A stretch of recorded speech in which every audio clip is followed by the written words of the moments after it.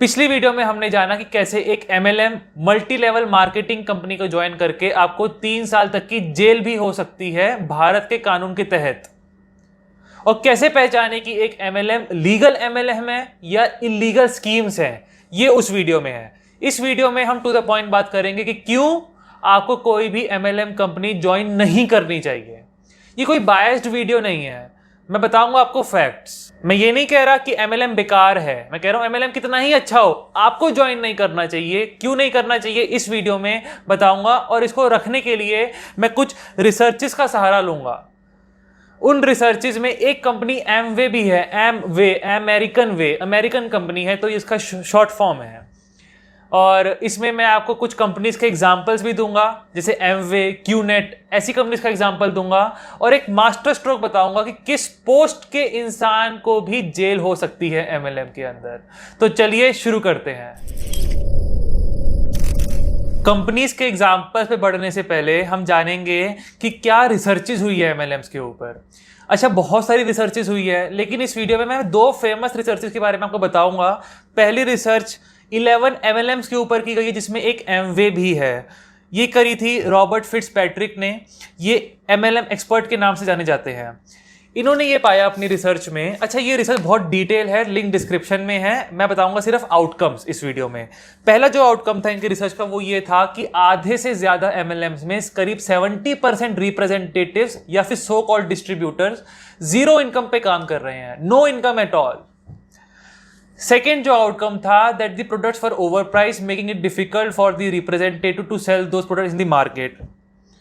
Third जो outcome था वो ये था करीब 99% रिप्रेजेंटेटिव्स लॉस इनकर कर रहे हैं 1% ऑफ रिप्रेजेंटेटिव्स को प्रॉफिटेबल करने के लिए, और जो 1% है वो आगे अपना चेहरा दिखा के और लोगों को टेम्प्ट करते हैं कंपनी में लाने के लिए। फोर्थ जो आउटकम था वो ये था कि कोई सिग्निफिकेंट सेल नहीं करी इन कंपनीज ने जनरल पब्लिक में। डायरेक्ट सेलिंग क्या हुई, कद्दू, कुछ नहीं हुआ। इन्होंने सिर्फ जो रिप्रेजेंटेटिव है, आप स्टार्टर किट लो, एडवांस किट लो, इंटरमीडिएट किट, ये किट वो किट बेचने में ज्यादा फोकस था, डायरेक्ट सेलिंग पे नहीं था। अगला जो इनका आउटकम था वो ये था कि करीब 60 से 90% रिप्रेजेंटेटिव हर साल MLM को छोड़ रहे हैं, और जो वो वंडरफुल प्रोडक्ट्स बेच रहे थे लोगों को, वो खुद ही नहीं खरीदते कंपनी छोड़ने के बाद। अगला जो आउटकम था वो ये था कि मोस्टली MLMs में, तो मुझे ही पता है, मंथली और एनुअली कोटाज होते हैं, और वो पूरे करने पड़ते हैं अपनी पोजीशन को आपको होल्ड पे रखने के लिए, होल्ड करके रखने के लिए। अगली जो रिसर्च है वो करी गई थी डॉक्टर जॉन एम टेलर के द्वारा। ये MBA PhD है। इनकी जो रिसर्च थी वो फेडरल ट्रेड कमीशन, ये एक अमेरिकन कमीशन है। इसका बेसिक जो मकसद है इस कमीशन का वो ये है कि कंज्यूमर्स के राइट्स को प्रोटेक्ट करना। इन्होंने अप्रॉक्स 30 कंपनीज को अपनी उसमें अकाउंट किया, और जो रिजल्ट निकला वो इतना एग्रेसिव है कि पहली बार में तो मुझे भी विश्वास नहीं हुआ, लेकिन इतनी डिटेल इनकी रिसर्चेज आप पढ़ेंगे तो आपको विश्वास होगा। पूरा मैथमेटिकली सॉल्व किया हुआ है अपनी रिसर्च में, और FTC में छपी है, तो क्रेडिबिलिटी बहुत हाई है। इन्होंने ये बोला कि एक इलीगल पिरामिड स्कीम में, जिसके बारे में हमने पिछली वीडियो में बात करी, एक इलीगल पिरामिड स्कीम में जो लॉस परसेंटेज है वो 90% है। यानी अगर 1000 लोग अप्लाई कर रहे हैं तो 900 लोग लॉस करेंगे और 100 लोग प्रॉफिट कमाएंगे। लेकिन एक लीगल MLM में ये जो परसेंटेज है ये बहुत हाई है। अगर 1000 लोग अप्लाई कर रहे हैं तो 996 लोग लॉस इनकर करेंगे 4 लोगों को प्रॉफिटेबल करने के लिए। 99.6% लॉस रेट है इस रिसर्च के अकॉर्डिंग। अब इस वीडियो का मास्टर स्ट्रोक आने वाला है। मास्टर स्ट्रोक छुपा है एमवे कंपनी के पीछे कि किस लेवल तक का आदमी अरेस्ट किया जा सकता है। एमवे, जैसे हमने पहले बात करी, एक अमेरिकन कंपनी है। Health care, beauty products, home care products में डील करती है ज़्यादातर। इसकी खास बात क्या है? खास बात यह है कि इसमें कई देशों में इन्वेस्टिगेशन चला, यहाँ तक कि FTC फेडरल ट्रेड कमीशन, जिसके बारे में हमने अभी थोड़ी देर पहले बात करी, इसने भी इसके ऊपर इन्वेस्टिगेशन करी। खास बात यह कभी पकड़ी नहीं गई, कभी गिल्टी फाउंड नहीं हुई। इसमें इलीगल पिरामिड स्कीम के भी इस पे आरोप लगे, लेकिन फिर से नहीं पकड़ी गई।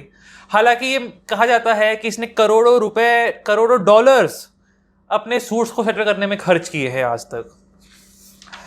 इसमें भारत में बहुत बड़ी कंट्रोवर्सी हुई थी। सितंबर 2006 से शुरू हुआ ये। सितंबर 2006 में बहुत सारी पब्लिक कंप्लेंट्स आ रही थी आंध्र प्रदेश में। आंध्र प्रदेश में ही इनके बहुत सारे ऑफिस पे रेड्स हुई। पुलिस ने ये कहा कि कंपनी ने price chits and money circulation scheme banning act 1978, जिसके बारे में हमने पिछली वीडियो में बात करी थी, उसको वॉयलेट किया है। वहां के बहुत सारे कॉरपोरेट ऑफिस एमवे के, यहां तक कि जो उनके सो कॉल्ड डिस्ट्रीब्यूटर्स है, उनके ऑफिस भी बंद किए गए। बोला गया कि इनका जो बिजनेस मॉडल है पूरी तरह से इलीगल है। आरबीआई ने इन्फॉर्म किया वहां की पुलिस को कि इन्होंने बहुत सारे लॉज हमारे देश के वायलेट किए हैं और मनी सर्कुलेशन स्कीम से ज़्यादा और कुछ भी नहीं है। इंटरनेशनल बिजनेस टाइम्स ने ये छापा कि एमवे जो है लोगों को, शरीफ लोगों को रिक्रूट करने पे ज़्यादा फोकस करनी, ना कि डायरेक्ट सेलिंग पे। जो अपनी किट्स है, स्टार्टर किट, उल्टे फुल्टे जो किट्स हैं, वही बेच के प्रॉफिट कमाना चाहती है, रादर देन सेलिंग दी प्रोडक्ट्स। 2008 में आंध्र प्रदेश गवर्नमेंट ने एमवे मीडिया और एमवे एडवर्टीजमेंट को पूरी तरह से बैन कर दिया। 6 अगस्त 2011 को केरला पुलिस पीछे पड़ी और बहुत सारे ऑफिसेज उनके वहां पे सील कर दिए गए। नवंबर 2012 में economic offence wing of Kerala police ने बहुत सारे इनके वेयर हाउसेज सील कर लिए और 2 से 2.5 करोड़ तक के प्रोडक्ट्स भी सील कर लिए। वहाँ का जो एरिया मैनेजर था पीएम राजकुमार, उसको अरेस्ट कर लिया गया, जुडिशियल कस्टडी में रखा गया, जेल में रखा गया 14 दिन तक। अब आ रहा है मास्टर स्ट्रोक। 27 मई 2013 का मास्टर स्ट्रोक है। अच्छा, उससे पहले अगर आपको वीडियो अच्छी लग रही है, इंटरेस्टिंग लग रही है, तो इसको लाइक करिए और वीडियो के पास अभी शेयर करिए इस वीडियो को और चैनल को सब्सक्राइब करके जाइएगा। 27 मई 2013 को criminal branch officials Kerala police, इन्होंने अरेस्ट किया किसी का। और किसको अरेस्ट किया? विलियम स्कॉट पिंक ने। ये कौन थे? CEO and managing director of Amway India enterprise. CEO level, managing director level के इंसान को अरेस्ट किया। पूरे में तहलका मच गया और 2 और डायरेक्टर्स इनके साथ अरेस्ट हुए। चार्जेस थे इलीगल पिरामिड स्कीम के, फिर से, जिसके बारे में हमने पिछली वीडियो में बात करी थी। लेकिन अगले दिन बेल पे छूट गया, लगा सब ठीक हो गया है। 8 जून 2013 को कोझिकोड कोर्ट ने सारे अपने जो फ्रीजेस थे जो एमवे ऑफिस में लगाए थे केरला में, वो सब हटा लिए, लगा सब ठीक हो रहा है। लेकिन कहानियां खत्म नहीं हुई। पिंकने को फिर से अरेस्ट किया और भी ज्यादा क्रिमिनल केसेस बनाए उनके ऊपर। एलिगेशंस लगे कि कंपनी में बहुत सारा फाइनेंशियल इरेगुलरिटीज है। 2 महीने तक की जेल हुई, उसके बाद बेल पे छूटे। 2017 में चंडीगढ़ पहुंच गया। अब चंडीगढ़ कोर्ट ने 420 आईपीसी का केस बना दिया। 420 का केस बन गया और price chits and money circulation scheme banning act के तहत भी केस बनाए। इस बार भी 2 डायरेक्टर के खिलाफ एलिगेशंस थे। पहले पृथ्वीराज बिजलानी, दूसरे थे फिर से विलियम स्कॉट पिंक ने। रिवीजन पिटीशन फाइल करी इन्होंने, लेकिन 2018 में ये डिसमिस हो गई। नेक्स्ट जो कंपनी है हमारी, वो है भाई साहब क्यूनेट। थोड़ा कंफ्यूजन है मुझे, क्यों कि क्यूनेट बोलूं कि गोल्ड क्वेस्ट बोलूं, गोल्ड क्वेस्ट बोलूं कि क्वेस्ट नेट बोलूं, क्वेस्ट नेट बोलूं कि QI लिमिटेड बोलूं। ये कंपनी भरोसा रखती है अपना बार बार नाम चेंज करने में। हो सकता है जब तक आपको ये वीडियो मिले तब तक इसका नाम फिर से चेंज हो गया हो। ये बड़े लेवल का काम कर रही है, काम नहीं कर रही, कांड कर रही है। क्यों? अभी हमने बात करी Kerala police, Andhra Pradesh police, Chandigarh, India में थे। ये इंटरपोल, इंटरनेशनल पुलिस इसके पीछे पड़ी। कभी दुबई में प्रॉब्लम, कभी इस कंट्री में प्रॉब्लम, कभी उस कंट्री में प्रॉब्लम, कभी इंडिया में प्रॉब्लम। 1000 करोड़ तक के स्कैम के एलिगेशंस लगे इस कंपनी के खिलाफ। छोटा मोटा काम नहीं है इनका, बड़े लेवल पे गेम है इनकी। इसको हम डिटेल में डिस्कस करेंगे अपनी अगली वीडियो में। तब तक के लिए भूलेगा मत, चैनल को सब्सक्राइब करिए और वीडियो को लाइक करिए, शेयर करिए सभी के साथ। Thank you.